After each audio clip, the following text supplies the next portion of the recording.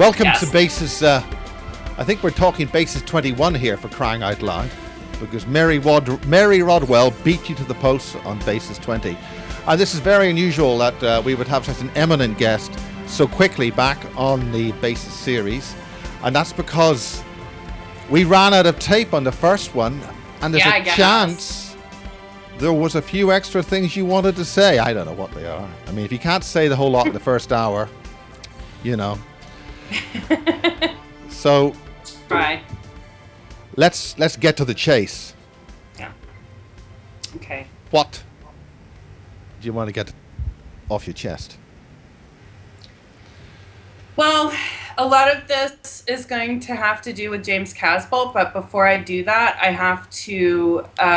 We're talking first... about ex-military man James Casbolt, who doesn't feature in this picture, but Einstein does. But we won't go into that just now. So I don't know if it's Einstein, but we'll get to that, yeah. He's got too long hair. Look, I know. I can never grow hair long like that. Einstein shares my hair. and therefore it can't get much worse than this. So let's go.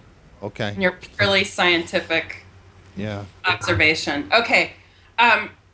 Well, you had mentioned that we were going to discuss my involvement with the telekinesis experiment when I was working at the avionics engineering department at Ohio University in the early 90s. Do you have any evidence which backs up that claim that you worked there? Any pay slips? Well, I just staff numbers? Anything like that? I don't have the...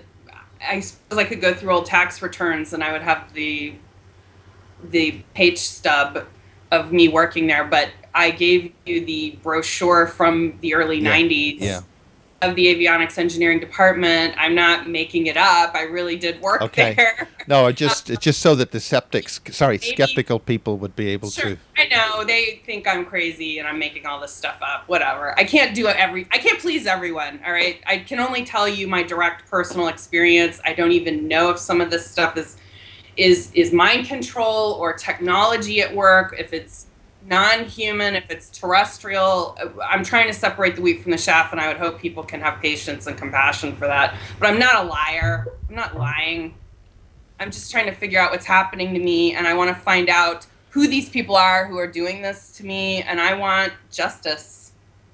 And by talking about it, I hope other people step forward. It's never been about ego glorification for me, if that's people think it is, or attention. This is not the kind of attention people want. So anyway, without any further ado, I want to discuss my direct personal involvement with working at the avionics engineering department on a telekinesis experiment in the spring of 1991. And I was I believe a junior. No, I guess I was a graduating sophomore, about to go in. It was either my sophomore or junior year in college. I'm sorry. Yeah. And I was a technical librarian for this department. It was very strange how I got this job. They didn't even look at my resume. Basically, I was a fine arts major working in the most technical, scientific engineering department in the university, which never was. Arts, engineering is an art, really. It's just got a lot of mathematics in it. So obviously they felt that you were the girl. Well, that's true. I wasn't a very good technical librarian. I didn't really know what I was doing. Really, I was more a glorified gopher, and I had to run errands for people and pick up snacks for the secretary and things like that usually. But the unusual thing that happened in about my year and a half of working there, otherwise it was pretty normal, was that... Well, first off, I should say the department had the most contracts of any department in the university. They often worked with NASA and Wright-Patterson Air Force Base on projects. And the director of the program and several of the other engineers would often just fly from Athens to Dayton, which was maybe a 45-minute flight, in their own personal planes to Wright-Patterson to work with people there on projects. So there's a direct connection from that, as well as the connection to my grandfather from the other interview that I'm sure people can review. Which grandfather, just to get it clear? My mother's father. Okay. So I don't know if I should say their name. I'm trying to protect my family's privacy as much as possible. It's kind of, Well, you I- gave quite a few family pictures of the first thing. I mean, okay, well, but I didn't give names. I didn't give their names, but I guess it's okay. I mean, my grandfather, both of my grandparents are dead, but his name is Perry Neiman, and he was a dermatologist. He was the best dermatologist in Dayton, Ohio, and he was routinely going out to Wright-Patterson Air Force Base, presumably to treat people who, quote unquote, could not leave the base. And he had a very unusual scenario that's talked about in. He had an unusual experience that happened in the last interview that I described. now Having to, this involves Nazis yeah, it does. on the base. Now, were they prisoners of war? Were they cooperating? Because we've now seem to have some information that there was some kind of involvement with Nazis in underground bases in Britain during the war. Oh, okay. I don't know anything about that, but I can only assume that if my grandfather was treating a Nazi scientist, or rather, he wound up not treating him because the man was being very rude. I would only assume that it was either a prisoner of war scenario or it was an exchange, some kind of program in exchange for something like Operation Paperclip, which is what I'm more prone to believe is what it was. Right. And I want to clarify something. My mother told me it was during the war, but it could have been as soon as after the war, 1946. But I think that's kind of splitting hairs. There's a huge difference there because I think what we're dealing with here that we may have actual cooperation between top Nazis involved with some kind of genetics or I, and space-time manipulation program with Britain and the United States during the closing years of the war. Interesting. I would like to hear more about that. There's a little bit of smoke coming up from the distant mountains on that. Let's put it that way. Okay. If I could just get to my point, Yeah. and I want to talk about that, that's great because that is gelling more with what I'm going to talk about today, having to do with James Casbolt and also having to do with Los Alamos National Laboratory, Sandia Labs, Dulce, and the American Southwest, the Manhattan Project, which also I want to mention, and mind control. So there's a heavy mind control contingent to what we're going to talk about today as well. And we have those extra pictures of James, courtesy of Kathy Morgan, who's a researcher in the UK, who's done a lot of work on this. She's part of MK Ultra as well. Well, thank you, Kathy. Yeah. And these are photos that he also sent to her when he was training? Because he was sending me photos while he was training. Yes, he sent me those photos as well. Okay. I think there's one that he sent me that he didn't send to everybody. Possibly. But it was a little unnerving, and it has to do with Sandy Hook. And I think it has to do with Sandy Hook and false flag operations as well. So just before we move on, there's a lot of controversy about that Sandy Hook. What's the basic synopsis? Are you saying Sandy Hook was a false flag, inside job? Yes. Actors involved? I think there's Satanism involved, believe it or not, and You don't have to bring the BBC into this like that. I'm sorry? Yeah, sorry. Slip of the tongue. Yeah. Well, there's a lot going on with Sandy Hook. I was given prior information from Casbolt about a week and a half prior to this, and he seemed very agitated and nervous. And he is okay, not we're talking nervous. about this now. Let's nail this down. Are you saying that James Casbolt had foreknowledge of the Sandy Hook shootings a week beforehand? I want to be very clear about this. I don't know if he had prior knowledge of Sandy Hook specifically, but I believe he had prior knowledge of a false flag operation that was designed to disarm the American populace at least a week and a half prior. And furthermore, he gave me intel about a year and a half ago, well before Alex Jones was talking about this. I know he did talk about it briefly, but he told me this well before Alex Jones was talking about this. I haven't heard it in other alternative media or media at all, but he told me that the powers that be who were creating these false flag operations were next going to start using autistic people as shooters. And as They're meant to be mentioned, very good for memory. They can be programmed well. They're more manageable, according to what I was told. And that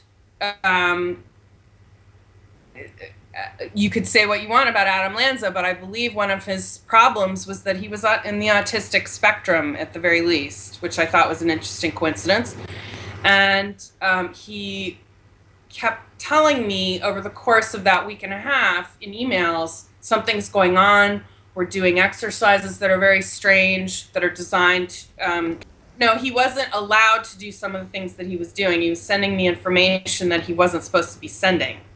So, but what he did tell me that I feel confident telling you a week and a half before the Sandy Hook massacre is that something big is happening. We're doing lots of what is the training or whatever you want to call it, exercises that are geared towards disarming the American populace or something to that effect. And then there definitely was a mention of that. I mean, we had a similar thing here in the UK, the Dunblane massacre, which involved certain leading members of a certain political party in this country. In Scotland, that happened quite a long time ago.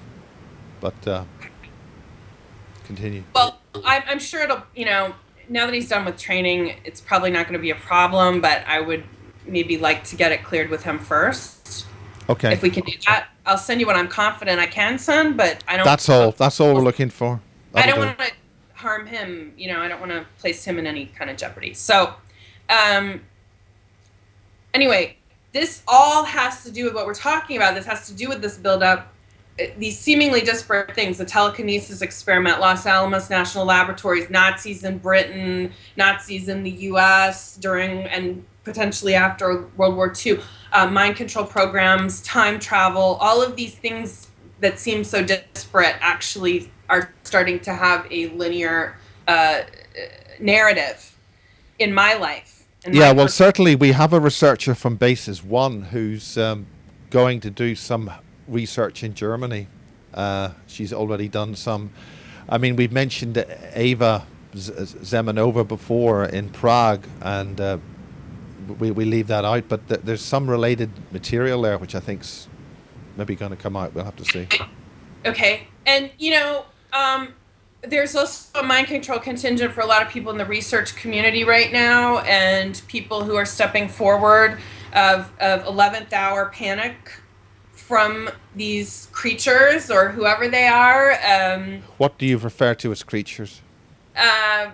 Gray aliens or a gray reptilian faction who doesn't want us to talk about this kind of stuff. I want to say very clearly that our first attempt at trying to do this, trying to reconnect with this third part of the interview, was thwarted, I believe, most definitely by, it could be a cult, it could be paranormal entities. Okay, for those who haven't seen part 3, can you be specific about what you're connecting with? If I may, yeah, I'm about to get to that.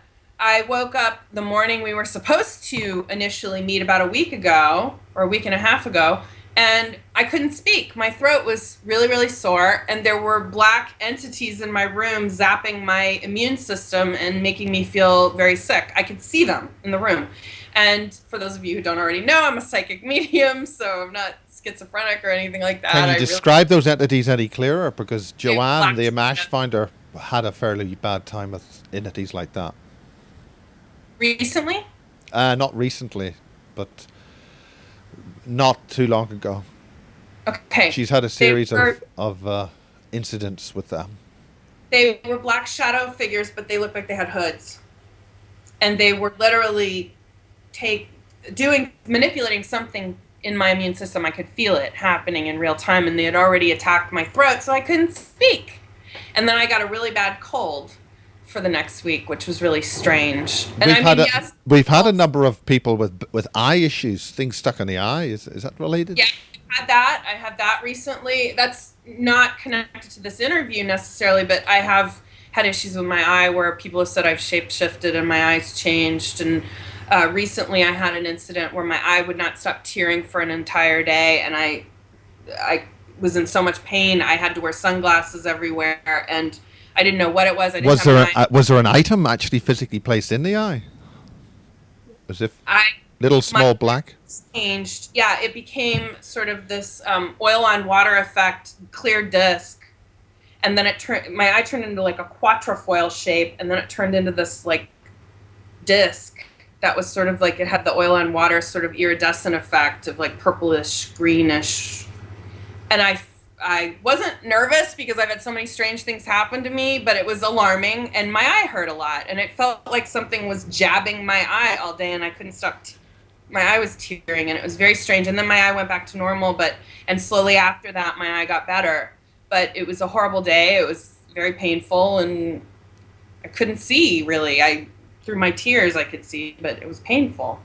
And it was only in my right eye. It wasn't my What left is your eye. assessment of that? I mean, with your experience, what do you think Well, was doing it? Can you see back? Can you see the source of the problem? yes, reluctantly, I have to say this has to do with cybernetics as well. I know I have cybernetics. That's not just the only thing that would lead me to think this. I have proof that something is happening to me where people are doing experiments on me and putting things in my body without my consent or will. And with great reluctance, I have to finally acknowledge that what James has been talking about as well, he's a little more dramatic about it. He uses a little more flair in his description of it.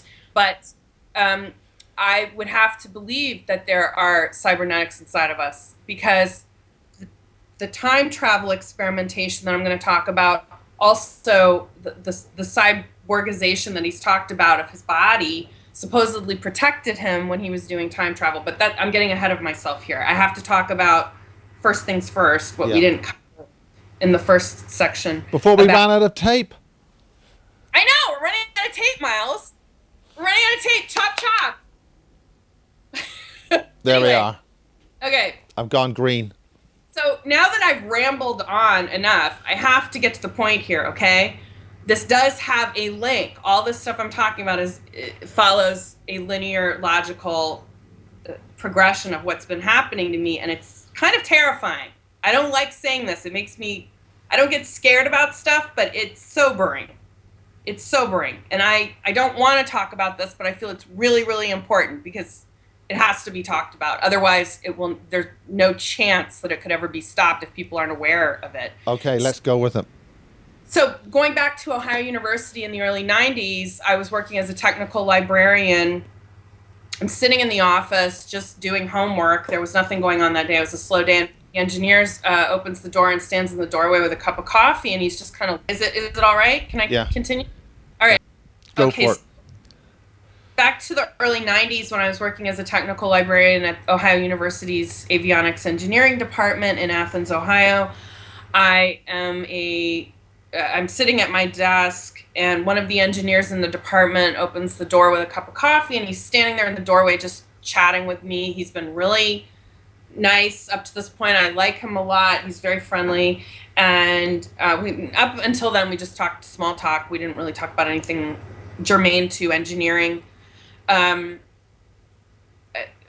He asked me out of the blue if I was a left-hander.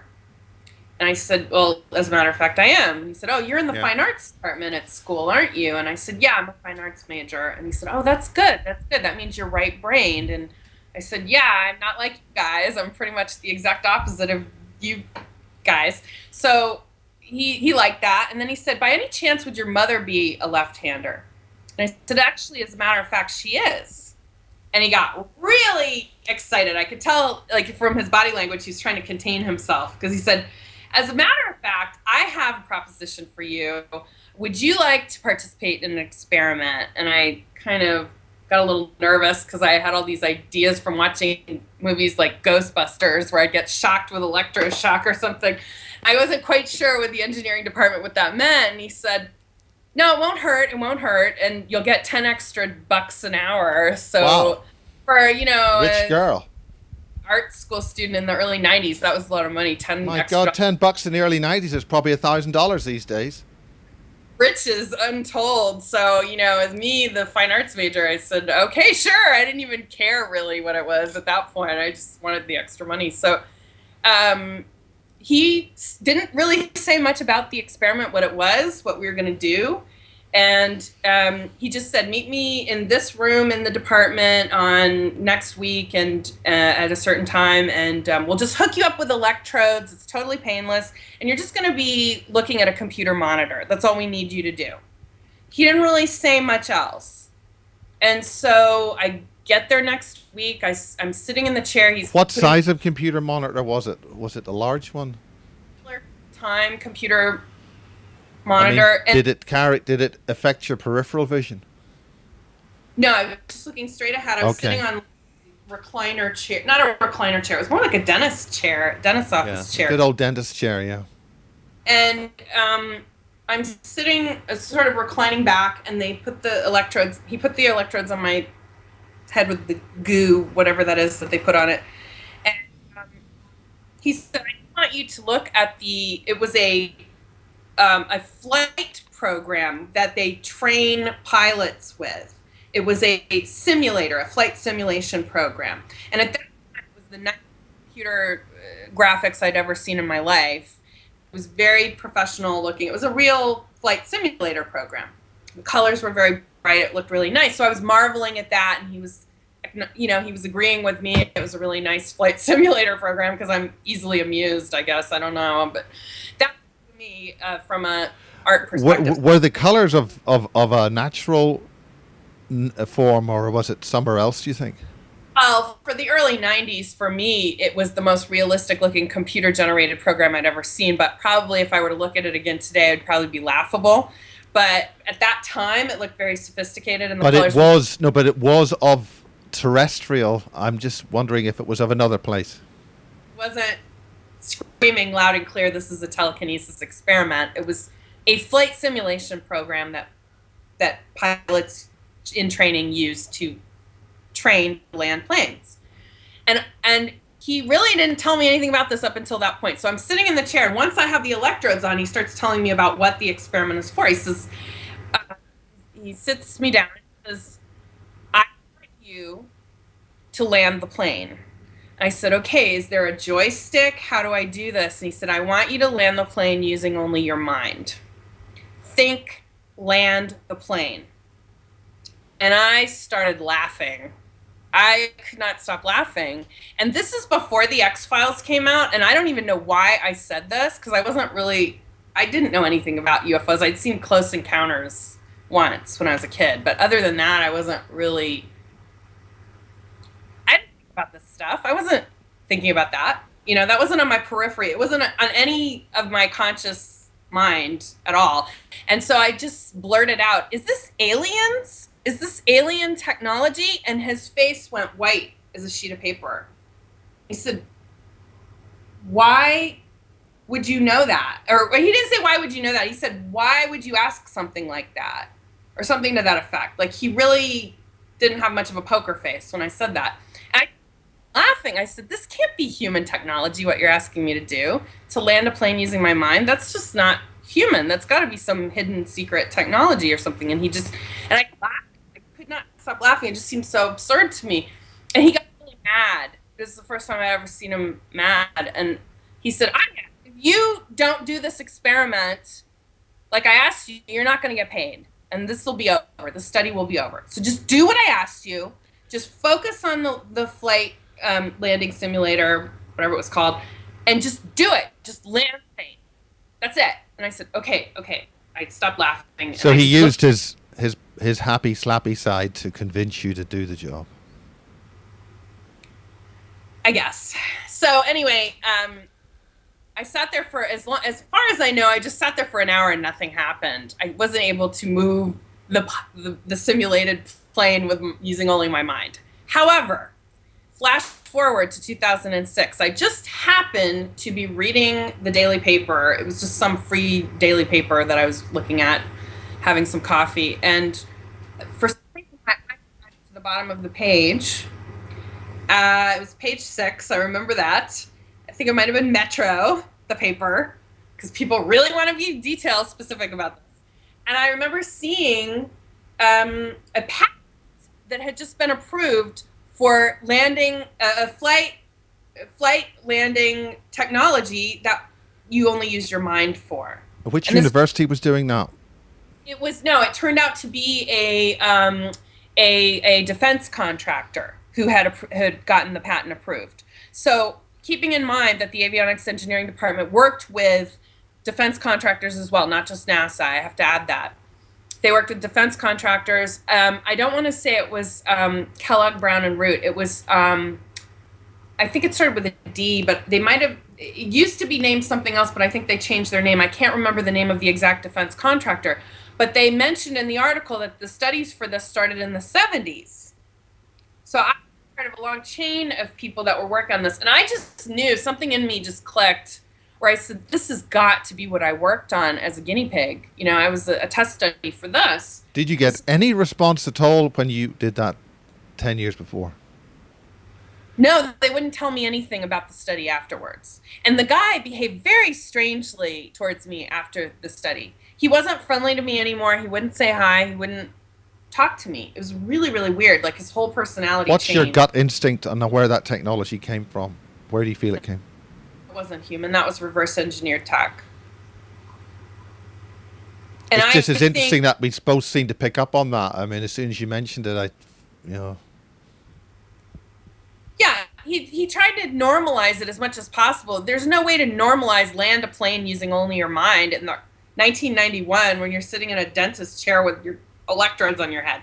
What response would you want me to have? Okay, fine. You know, okay, sure. Is that something similar to what the Clint Eastwood film Firefox, was that sort of time, or was that earlier? I don't know that film. Okay, he telepaths a secret plane. Has to speak Russian because Russians had a telepathic link for the pilot on the plane. Well, I'll tell you, there's a movie that came out called Source Code that really flipped me out. That is similar to what's happening to me because I also have a neuropathic transmitter or some kind of telepathic link with people who are giving me coordinates and asking me to say codes, and sometimes I say it in other languages. What kind of languages? Hebrew, phonetically spelled Hebrew. Sometimes French. Sometimes they'll give me words that are just mean something in another language, just singular words. In one instance, it was Romanian, I think. But I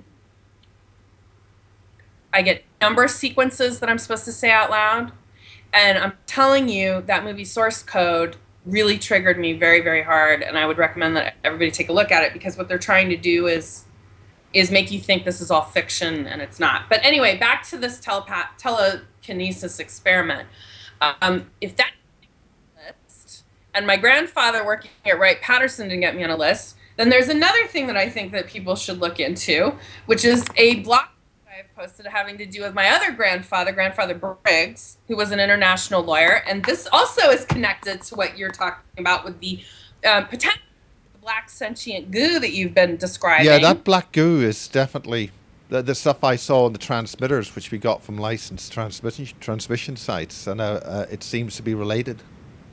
Well, it seems my grandfather Briggs, who was an international lawyer at The Hague, he also taught there, and he was a professor emeritus at Cornell University, teaching international law. He was one of the architects of international law as we wrote it. He wrote one of the textbooks that are still used today called The Law of Nations. His name's Herbert W. Briggs.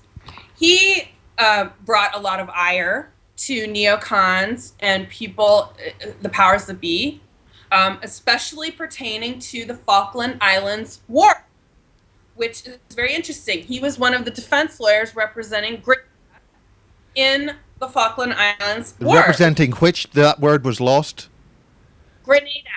Grenada. Right. Again, that reminds us of another Clint Eastwood film, but anyway, specifically what is related to that and the Falklands War? Okay. He spoke out very openly. He also represented countries that were basically banana republics and places that were used as incubators by the CIA to create, they use economic hitmen and dictators to basically be proxy governments of the U.S., basically, or hand-in-glove relationships. Yeah, we had, and in the UK, we had Ian Crane brought over an economic hitman and described those countries specifically that you just said.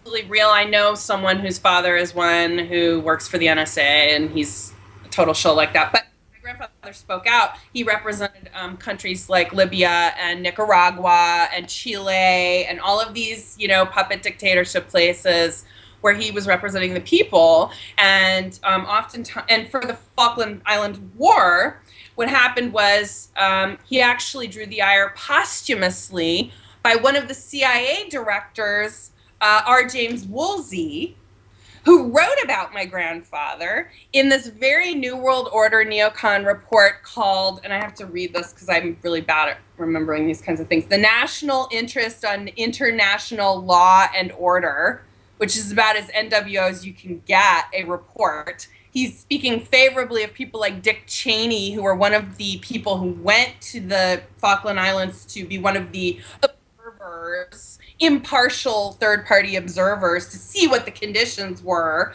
Was this after the war? No, this is prior to. He was one of the people who went there, and he wrote this totally hyperbolic story about how the poor people of the Falklands were being victimized and all this stuff, and they had to protect them.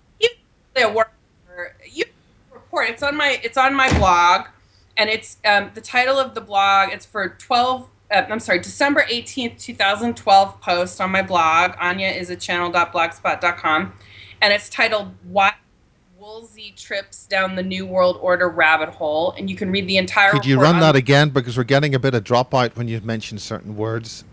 Sure. The report, Woolsey basically very strongly criticizes my grandfather, and there's a direct link to the quote that my grandfather made against this sort of things that Woolsey was interested in.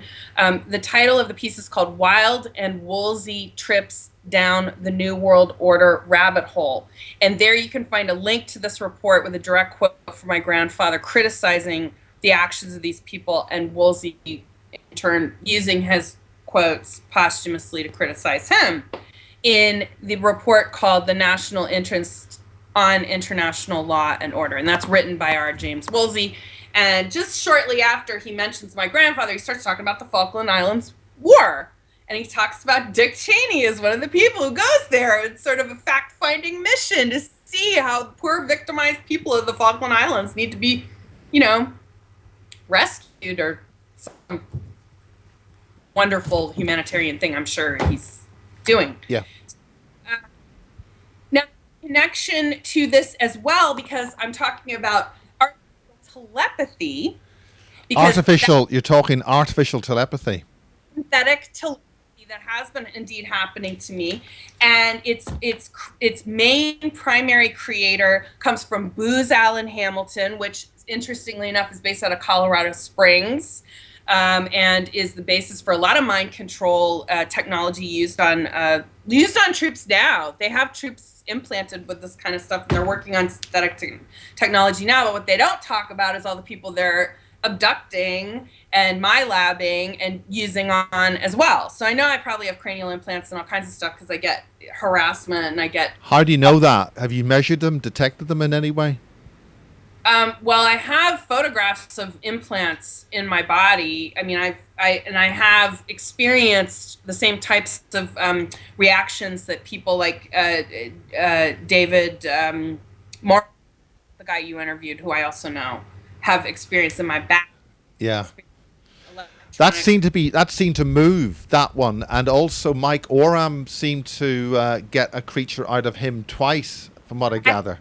Arm that I didn't get to talk about in the last interview that hacked under my skin, and it looked like a centipede, and it moved under my arm, and it was horrifying, and it was painful. It would twist my arm, and it felt like a tourniquet was being put on my arm. It was really not fun. But here's the thing about artificial telepathy. This is really important. Art Woolsey just happens to be one of the vice presidents at surprise Booz Allen Hamilton. What are the odds?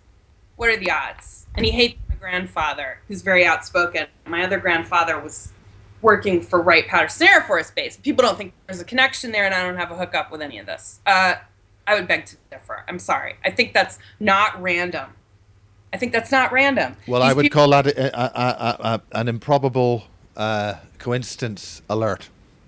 I think so. Well, let's go on with the improbable coincidences here, because I want to talk about Los Alamos National Labs and Sandia Laboratories and Dulce, because this is also connected to time travel, and this is also, again, we're getting to the Now, James are we Cattell. talking time travel with the essence of the human being or the actual physical body? Because transferring the atoms through time is a problem, isn't it?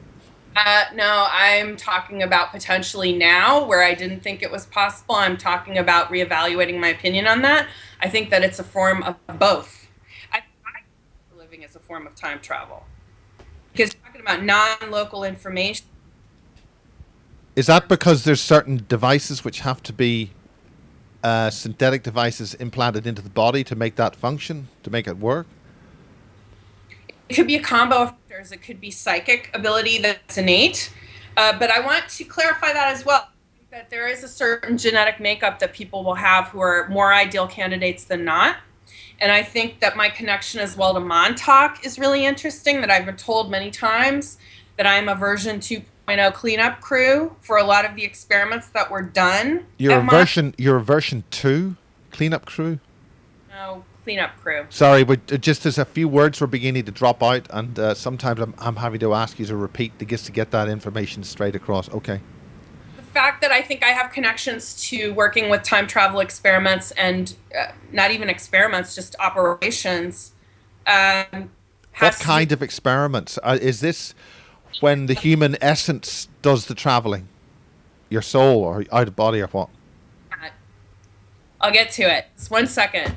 It has to do with Montauk creating what I called in the last interview a giant Dagwood sandwich of timelines, and me being used to clean up those messes. Me being used to rectify the time travel timeline mishigas, if you want to call it that. Now, That how is do you do that? What's involved?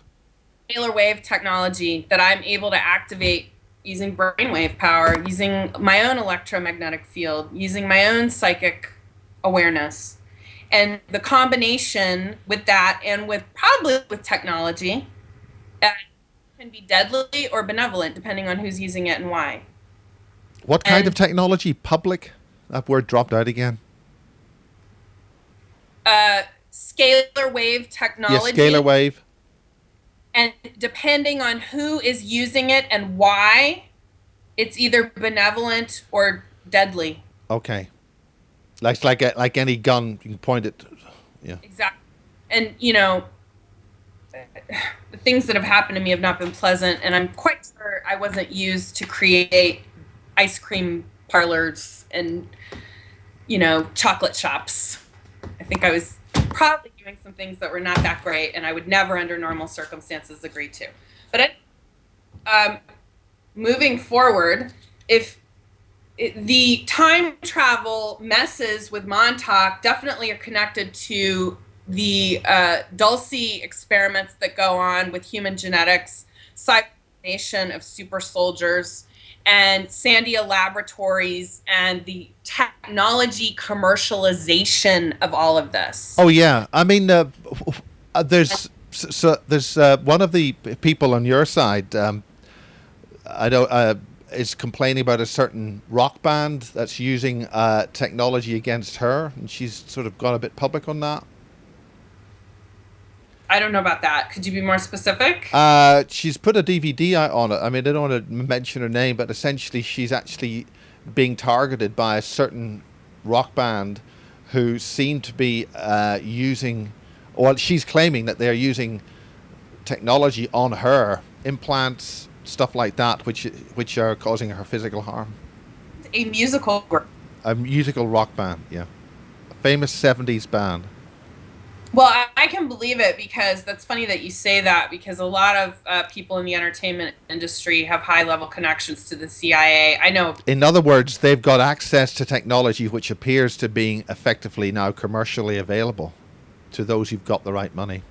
Talk about technology commercialization for a minute because all of this stuff I'm talking about is effectively commercialized, for lack of a better term. It's just ready to go on the market. I don't know if any of this stuff is for public consumption. I would be of the belief that, quite frankly, they wouldn't want to share it with the public. I think they would want to most likely keep it to themselves. So what precisely are we talking about? What kind of technology? What effect would it have on people?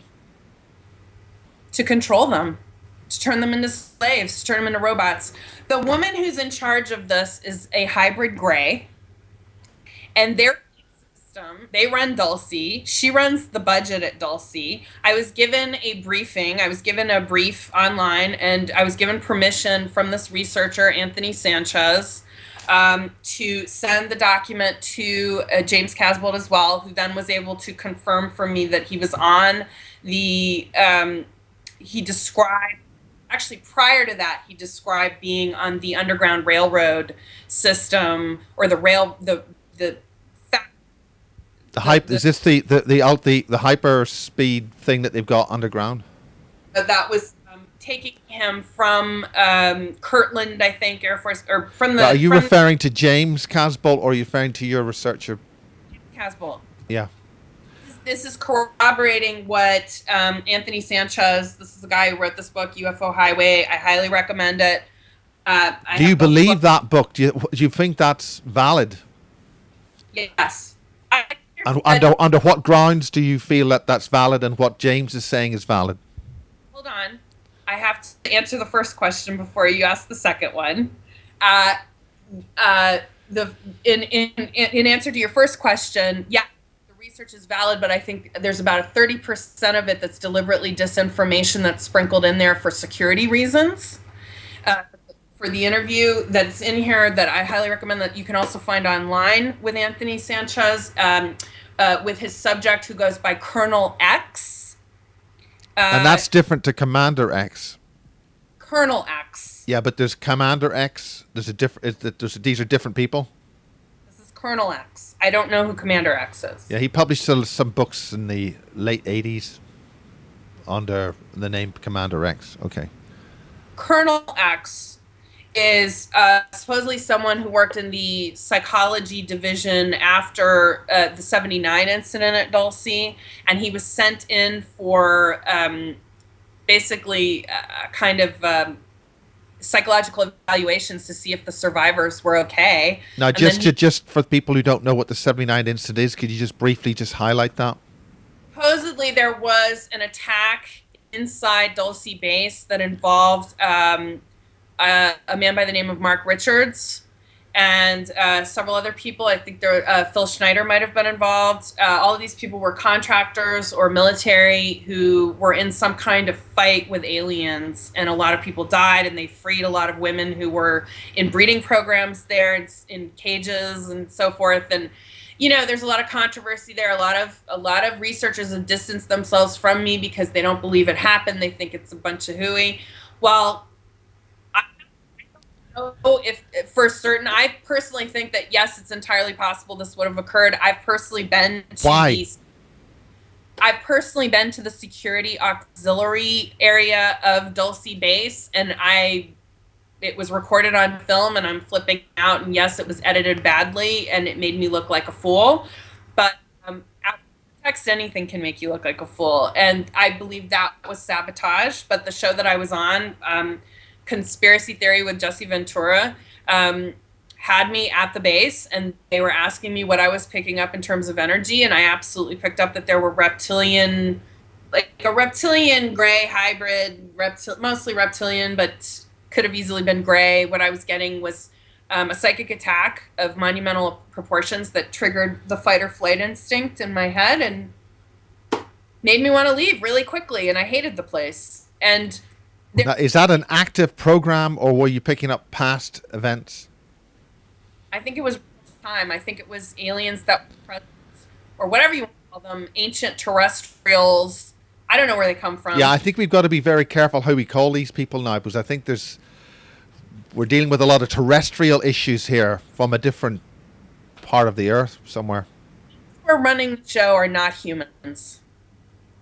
That's what I want to say about that. And that I can firmly believe that there are intelligent beings who are not what I would call human, who live and work deep underground in a facility located in Dulce, New Mexico, over hundreds. Oh, we've lost you.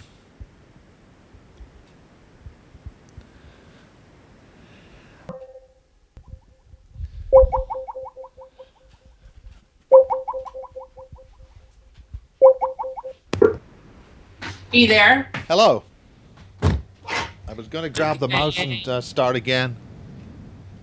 Okay, sorry Well, about I can that. hear you. Was that your battery ran out?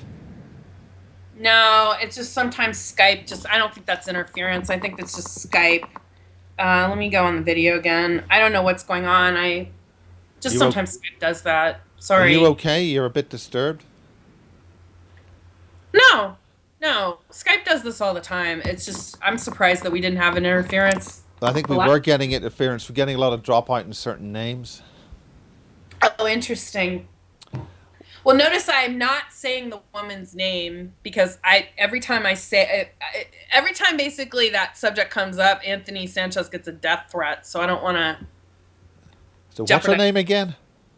I'm not going to say her name. Shut up.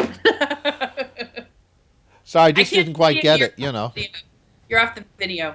Okay, that's better. Well, that would be interesting if the names were being dropped because I was just getting to the nitty gritty. But okay. And then you want to do a part two Yeah, today? we'll do a thing called change tape. Okay, all right. So in the next 10 minutes, you gotta let me finish the sentence before you ask the next question, okay? Oh, you want everything. Okay. So where was I? Okay, so we were getting to my connection to Dulce and to Los Alamos Yeah. and to Sandia National Laboratories, or whatever it's called. I'm sorry if I'm not getting the names exactly Oh, the old precise. name of the old lab. Sure, there's one lab just the same as the other. Well, they're all connected, definitely, and this woman keeps being connected to them. Now, in answer also to this, um, she's involved with supposedly supplying all the power for Dulce, which I have an issue with because supposedly it's nuclear, it's mini nuclear devices that power I mean, these underground bases. it should be a standalone facility. I mean, I. Well, it's technology that's 50 years ahead of the curve, and it's not for public consumption yet. So that's why it's supposedly the technology that this company, this woman has, is part of this. But I don't want to go too much into it because if I give too much detail, somebody could get hurt. So I don't want I mean, are to. you talking 0 point over unity? Nuclear, Oh, which is very primitive. I agree. I don't particularly buy that this is what's being provided. I think that might be a cover story, quite honestly. Because honestly, I would think that if you are at that level of development of technology that supposedly these beings underground have, you don't need nuclear. no, Nuclear, nuclear is crude as hell, and the only reason nuclear is used is to sell the atom bomb. Really, it's a yeah. grossly inefficient technology.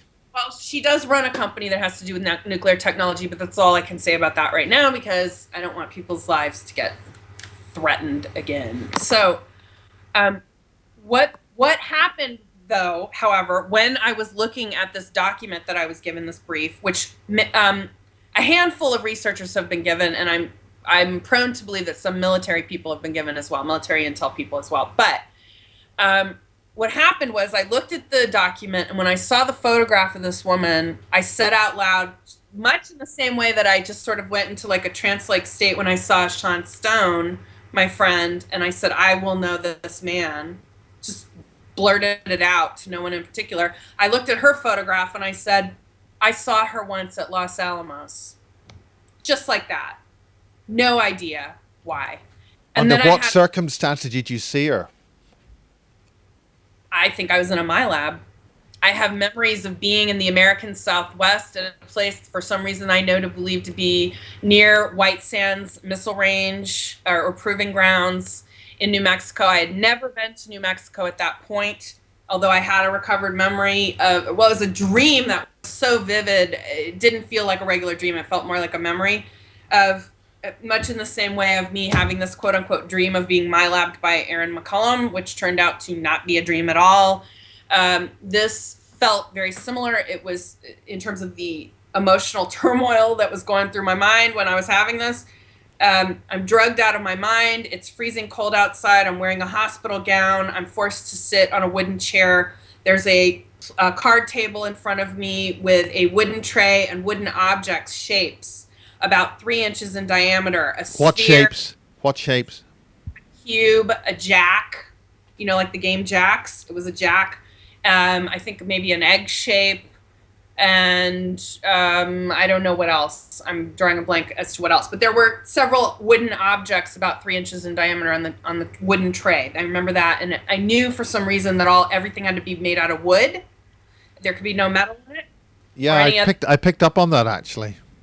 Why would it need to be out of wood? a natural substance. And I'm sitting there drugged out of my mind looking at this tray, and then I look up and there's these two blonde Aryan-looking men who look like twins, quite frankly, and they're both wearing trench coats, and their hair is very severely cut in a sort of like very Aryan, I hate to say it, but like a Nazi-style haircut, like very clipped and short and precise, kind of Hitler haircut. And they're very cold. I don't mean just physically cold because it's cold outside, but they're cold. They're cold people, and they're not speaking to me with their mouth. They're telepathic. And the one on the left of me, across from the table from me, is sitting there, and he's just looking at me, and telepathically he says, "Move the objects with your mind." And it's an order. And if I don't do it, the threat of violence is very strong, and I know what will happen if I don't do this. But What will happen? Violence. Would they hit you or what? I have no idea. Just I know that I'll be harmed if I don't move the objects on the tray. And I'm so drugged out of my mind, and I remember thinking, how am I going to do this? I'm so drugged up. I can't do it when I'm this drugged up. And then the dream ends, and it felt like it was about 36 degrees Fahrenheit, I guess. I don't know if you guys in England use the Fahrenheit. No, or... we don't. I mean, personally, I never use Fahrenheit, but I think that's below freezing, is it? No, it's above freezing, but it's cold. It's damn cold. 32 degrees is freezing, isn't it? Fahrenheit. 30 is pretty damn cold. Well, lo and behold, I'm reading this book, and it says they like to keep the area at a steady temperature of 36 degrees in certain parts of the place. Now, this was a hangar. This was outside. But of course, I could be blending experiences here, but this was clearly outside. It was a bright, sunny day. And another thing about this that was unusual is that I saw that there was a giant hill up where this hangar was. I saw an airplane in the hangar, just sort of the nose end of the airplane, the cockpit and the nose end. And then we're just sitting at the entrance of this huge hangar that turned out to be just about the same exact specifications of size and shape as what are described in this book.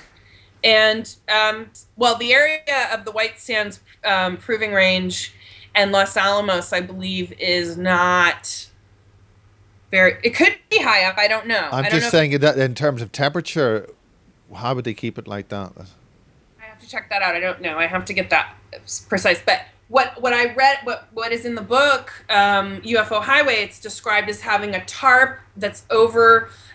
Dulce and areas, top secret areas, and you can't see it, and that there are connective tunnels that go between Dulce and Los Alamos National Labs and Sandia and the Proving Grounds Range, and there's hangars that are used. What do you mean a tarp over the? A tarp that looks like the land. It's indistinguishable from the land. So if anyone were to fly over it, they wouldn't be able to find it. They actually have like a painted material cover over the whole place. Yeah, so it's indistinguishable. You would have to have an eagle eye like nobody's business to be able to know where this is. And most people, from what I've heard from John Lear and what I've heard from other people, is like flying in there, you just go by coordinates. You don't know where you're going. You just go, and that suddenly... I mean, that must be a heck of a mechanism to hold a thing like that up. I mean, wind and rain and all.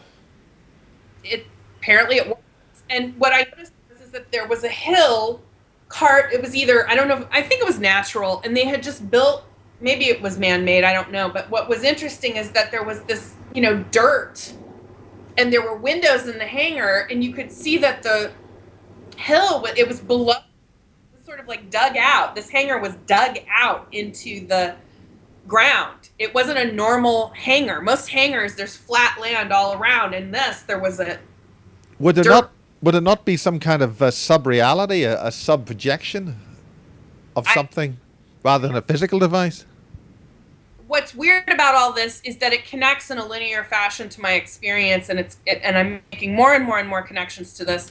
and it will have a connection to the time travel stuff in a minute, having to do with the cyborgization and the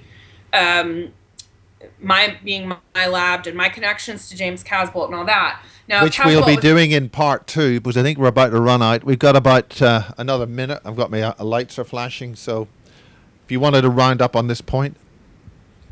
I'm happy to talk about that in part 2, if you like. It really, the technology is real. It exists. Which technology specifically? Well, definitely cybernetic technology that's being used on people to facilitate time travel in easier. Now, this is important, just as we're closing, because Marie Kayali's daughter, one of the things she was saying was they were using her mind to do some kind of time travel thing. Yeah. And this is a young girl of 18, was suicided allegedly in England. Here's the other. They don't just time travel. They can also go to different timelines. And that's what I want to leave you with for now, and we can go more into that as well. Because it also okay, well, we'll join ourselves again in part 2, and we'll get a cup of coffee and pick that up in part 2. Thank you.